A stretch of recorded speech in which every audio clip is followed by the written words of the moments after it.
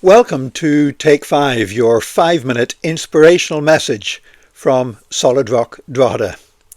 I'm Nick Park, and I want to share with you about a battle that took place in France over 1200 years ago. It was on today's date. It was on the 10th of October, 732.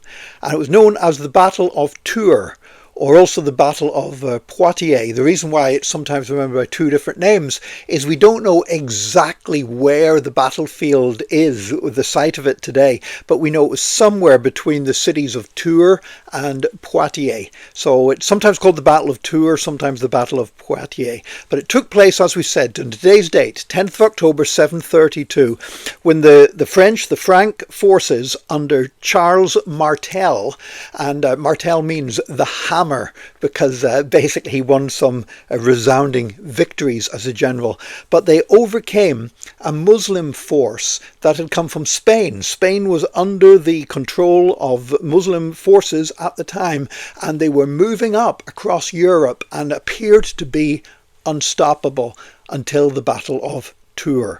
And the Franks won a resounding victory on that day.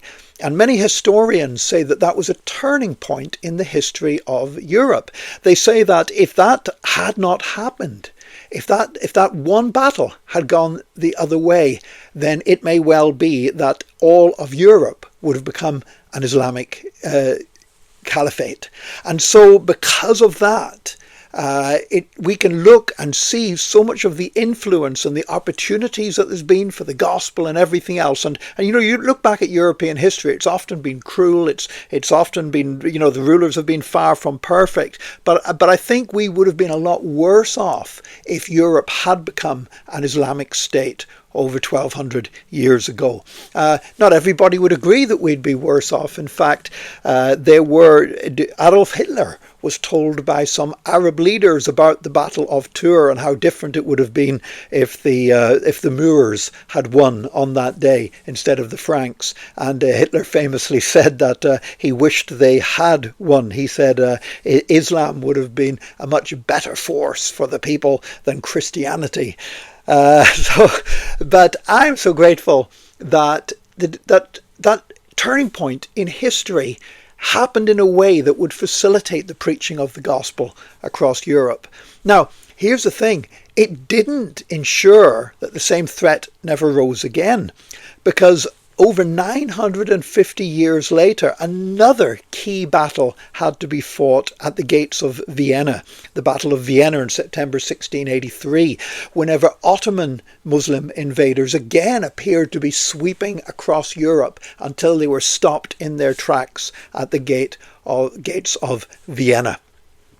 You see, sometimes we win a battle, and we rejoice that we win the battle. We're so grateful that God has brought us through to a place of victory. And this might be we're struggling against temptation. It might be trying to overcome a difficult relationship. It could, it could be something that happens in the church, and you think, praise God, we've won this battle. But you may have to fight that battle again. You may have to stand. You may have to stand firm and make sure that you win that battle again.